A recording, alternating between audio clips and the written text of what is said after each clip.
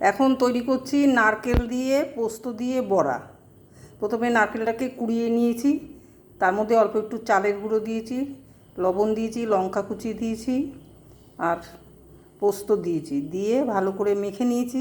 নিয়ে এইবার বড়া ভাজবো।